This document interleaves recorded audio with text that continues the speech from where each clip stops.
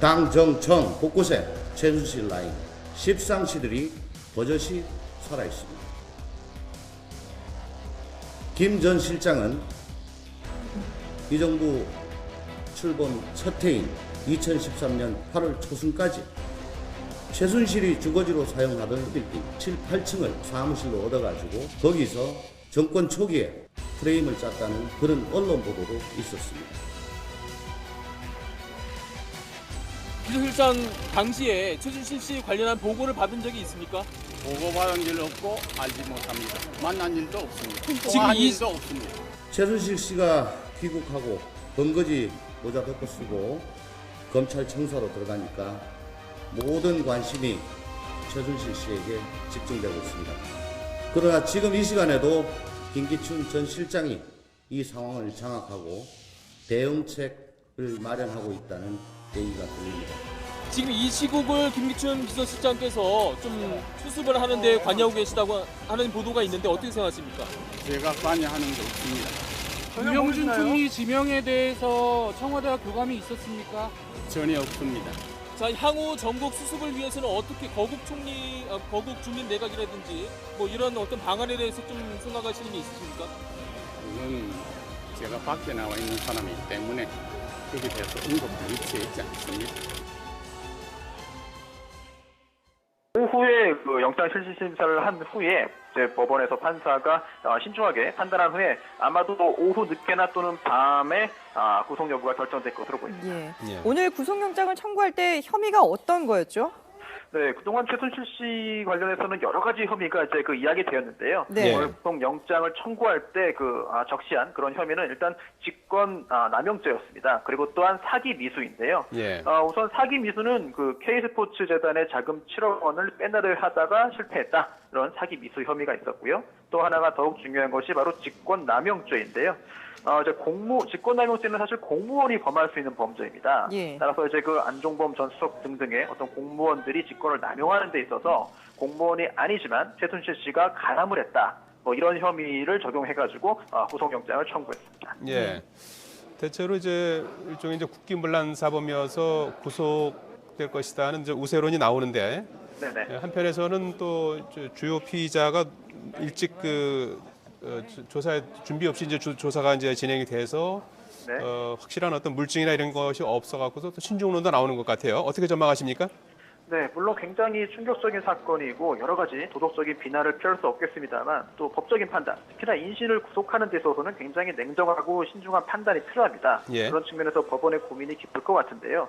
특히나 구속을 하기 위해서는 불구속 수사가 원칙이기 때문에 구속 사유가 존재해야 됩니다. 예. 뭐 증거인멸의 우려라든지 아니면 도주의 우려 등등이 있고 범죄 사실도 어느 정도 소명이 되어야 됩니다. 따라서 이러한 점들이 있어서 과연 검찰이 이렇게 한정된 시간 내에 구속될 수 있을 정도의 증거를 모아서 제출할 수 있었는지 이거가 예. 굉장히 궁금하고 또한 법원 입장에서도 이번 사건의 경우에 최순실 씨가 이미 국외로 도주했던 적이 있고 또한 계속해서 범죄 사실에 대해서 일관되게 부인하고 있습니다. 예. 이런 점도 영장 발부 여부에 있어서 중요한 참고 자료가 될 것이고요. 또한 내일 영장 출신 심사 그 현장에서 법정에서 검사와 변호사 사이의 법정 공방도 매우 치열할 것으로 보입니다. 예. 말씀하신 것처럼 이 최순실 씨가 그동안에 뭐 모른다라고 했던, 사용할 줄도 네. 모른다라고 했던 이 태블릿 PC, 사실 그동안에 이게 중요한 증거가 될 것이다라고 전망을 했었는데 이게 네. 실제로는 증거로 법적 효력이 없다라는 일부의 주장도 있습니다. 어떻게 보십니까? 네, 효력이 없을 수도 있다는 거죠. 없다는 예. 건 아니고. 왜냐하면 이제 그 중요한 형법상의 원칙 중에 하나가 바로 위법 수집 증거 배제의 원칙인데요. 즉 아무리 중요한 증거 자료이고 또 아무리 정말 유죄를 입증할 수 있을 만한 자료라 하더라도 그 입수 과정에서 불법이 있었다라고 한다면 그 자료는 유죄의 증거를 쓸 수가 없습니다. 네. 예. 따라서 만약 최순실 씨의 것으로 추정되는 태블릿 PC를 입수하는 과정에서 뭔가 불법적인 것들이 관여되어 있었다라고 한다면은 변호인 입장에서는 그 태블릿 PC 그리고 또 태블릿 PC 안에 들어있던 모든 내용에 대해서 위법한 증거이기 때문에 불법한 증거이기 때문에 유죄의 증거를 쓸 수 없습니다라는 증거를 주장을 할 것이고요. 예. 여기에 대해서는 법원이 냉정하게 판단할 것으로 보입니다. 예. 지금 그 기업들로부터 이제 거액을 강요한 그런 네. 부분이 이제 주요 혐의 가운데 하나 아니겠습니까? 네. 그래서 안정범 전 수석도 이제 이것과 관련해서 이제 조사를 받고 있는데 아마도 네. 이제 뭐 자연스럽게 대질 신문 가능성도 있는 겁니까? 일단 지금 현재 실체가 잘 밝혀지지 않았고 지금- 또한 또 관련된 여러 사람들이 대부분 혐의를 부인하고 있기 때문에 예. 할 수 있는 모든 조사는 해야 되고 방법은 동원해야 되는데요. 예. 그 중에 하나가 지금 말씀하신 바로 대질 조사, 대질 신문이 될 것입니다. 예. 특히나 그동안 최순실 씨를 제외한 다른 관련인들이 대부분 안종범 전 수석의 관여에 대해서 진술을 한 것으로 알려져 있거든요. 예. 그렇다고 한다면은 안종범 수석이 본인의 어떤 관여한 부분이라든지 이런 것에 대해서 또 전격적으로 이야기를 할 수도 있습니다. 따라서 계속해서 범행 사실을 부인하고 있는 최순실 씨와 안종범 전 수석을 대질한다고 한다면 둘 사이에서 계속 입을 맞춰가지고 뭔가 진실을 은폐하지 못하고 어디선가 허점이 들어갈 수 있기 때문에 예. 이러한 관련자들, 관련 피의자들에 대한 어떤 대질 조사는 어찌 보면 필수적인 그런 그 수사 기법이 아닌가 생각합니다. 예, 그동안에 사실 모르는 사이라는 입장을 견지해 왔는데 그 부분에 네. 대한 것들도 금방 이제 규명이 되겠죠? 그렇습니다. 이제 예. 모른다, 최순실 씨를 아예 모른다. 또 예. 이런 그 K스포츠 재단이나 재단법인 미르에 대해서도 관여한 바 없다, 모른다라고 굉장히 당당하고 일관되게 심지어 국회에서도 이야기를 했는데요. 예. 하지만 실제로 서로가 알고 관여한 바가 있다고 한다면 그 부분을 밝히는 것은 어렵지 않아 보이거든요. 따라서 국회 등에서 밝혔던 안종범 전 수석의 그동안의 입장이 만약 거짓이라고 드러난다면 그 부분에 대한 여러 가지 책임은 당연히 피할 수 없습니다. 자, 그리고 안종범 전 수석이 이 오늘 보도에 따르면은 자신은 뭐 대통령이 지시한 대로 따랐다라고 네. 주장을 말을 바꿨는데요. 그동안에는 뭐 대기업들이 자발적으로 돈을 냈다 이렇게 얘기를 하다가 말을 바꿨는데 이 부분에 대해서는 어떻게 또 판단을 할까요, 검찰이? 이 부분 참 굉장히 참 폭발력이 강하고 굉장히 충격적인 이야기인데 예. 사실은 그 안종범 전 수석의 이야기가 사실이고 또 실제로 검찰에서도 그러한 진술을 한다고 하면 사실은 그 배후에 누가 있느냐, 그 배후자로 지목된 전직 대통령을 수사하지 않을 수가 없거든요. 예. 그렇기 때문에 검찰에서는 굉장히 고민될 것으로 보이고 또한 또 일각에서는 또 박근혜 대통령도 이제 그 결국 최순실 씨의 어떤 부탁이나 요청을 받아들여서 안종범 전 수석에게 이런 지시를 한 거 아니냐라고 보고 있는데요.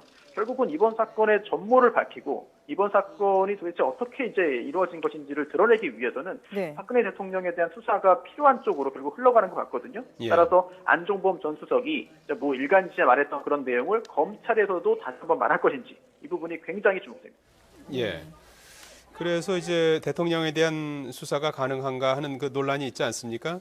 그렇습니다. 법무부와 검찰은 이제 현재까지는 대통령은 수사 대상이 아니다라는 입장을 견지하고 있는데 네. 일각에서는 강제 조사는 아니더라도 이제 임의 조사는 할 수 있는 게 아니냐 이런 주장도 제기가 되고 있는데 이와 관련은 어떤 견해를 갖고 계십니까? 네. 헌법학자들 사이에서도 견해가 갈리고 있습니다. 예. 그런데 갈리는 이유가 바로 헌법 규정이 아주 구체적으로 정확하게 다 나와 있지는 않기 때문인데요. 헌법 규정을 보면은 그 대통령의 경우에는 내란이나 외환죄가 아닌 이상 재직 중에 형사소추를 당하지 않는다고 되어 있습니다. 예. 즉 수사 대상인지 수사 대상이 아닌지는 헌법 규정이 없기 때문이고요. 예. 또 다른 법률에도 그런 내용은 없습니다. 즉 헌법 해석의 그런 영역인데요. 그러다 보니까 이제 그 법무부 장관이나 검찰총장은 현재까지는 대통령은 수사 대상이 아니라고 보고 있고, 반면 그 법조인 출신 야당 국회의원들이나 아니면 또 이제 그 상당수의 그 법조인들, 헌법학자들은 수사 대상이 아니라는 말이 없기 때문에 당연히 수사 대상이다라는 입장을 보이고 있습니다. 예. 그런데 물론 이제 그 여러 명의 학자가 주장한다고 해서 그게 정답이고 맞다고 볼 수는 없겠습니다만, 적지 않은 수의 헌법학자가 이제 그 소추되지 않는다고 하더라도 수사는 필요하다라는 입장을 보이고 있고, 저도 역시 거기에 이제 동조하고 있습니다. 예, 또한 예. 이번 사건 같은 경우에 대통령에 대한 수사가 이루어지지 않는다고 한다면 과연 국민들이 납득하겠느냐? 과연 이 최순실 씨 관련된 사건의 전모가 밝혀졌다라고 검찰이 자신 있게 수사 결과를 내놓을 수 있겠느냐? 여기에 대해서 굉장한 회의입니다. 예, 예. 알겠습니다. 도움 말씀 고맙습니다. 네, 감사합니다. 예, 손수호 변호사였습니다.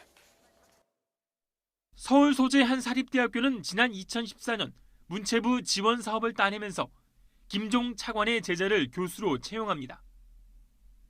부적절한 거리 이후 6개월 만에 김 차관은 다시 또 다른 제자의 교수 채용을 청탁했고 이번엔 받아들여지지 않았습니다.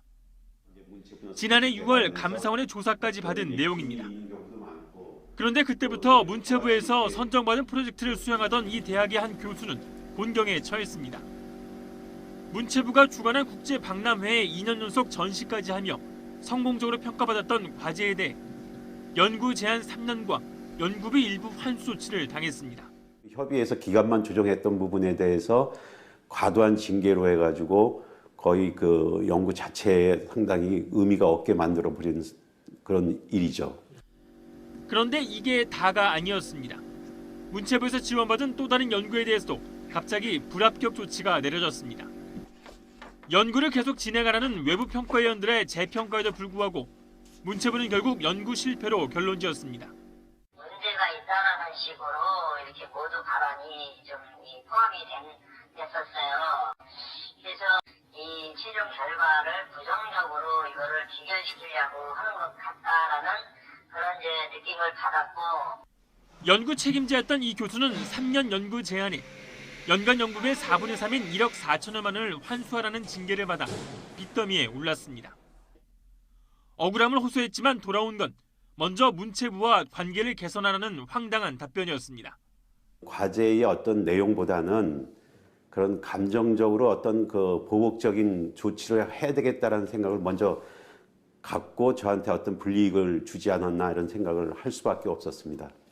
문체부에서 발주한 연구를 관리하는 스포츠 개발원은 당시 연구 평가를 엄격하게 하려는 분위기가 있었고 해당 연구는 이 기준에 미치지 못했다고 설명했습니다. YTN 이경재입니다. 가을 추위 기세가 만만치 않습니다. 오늘 서울은 어제보다 더 낮은 영하 2.7도로 시작했는데요. 내일 서울 아침 기온은 5도, 낮 기온은 15도까지 오르면서 낮부터 기온이 크게 오르겠습니다. 오늘 낮 동안은 맑은 하늘이 드러나겠지만 밤부터 내일 새벽 사이 중서부 지방에는 5mm 미만의 약한 비가 내리겠고요. 특히 기온이 낮은 경기 북부와 영서 북부에는 첫눈이 내릴 가능성도 있습니다. 비나 눈은 내일 새벽에 모두 그치겠고요. 중부지방도 낮부터는 날이 개겠습니다. 그 밖의 지방은 내일 대체로 맑은 날씨가 이어지겠습니다. 내일 아침 기온, 영상권의 기온을 회복하겠습니다. 서울 5도, 수원 4도, 청주 3도로 시작하겠고요. 남부지방의 아침 기온도 살펴보겠습니다. 대구 3도, 광주 5도, 부산도 5도로 시작하겠습니다. 낮 기온은 평년 수준과 비슷하게 오르겠는데요. 서울 15도, 청주 14도, 대전 15도로 예상됩니다. 남부지방의 낮 기온도 오늘보다 2에서 4도가량 오르겠습니다. 구미 15도, 광주 17도, 부산 16도로 예상됩니다. 모레부터는 아침 기온도 평년 수준을 회복하겠고요. 휴일까지 대체로 맑은 날씨 속에 예년 이맘때 가을 날씨가 이어질 전망입니다. 지금까지 날씨 정보였습니다.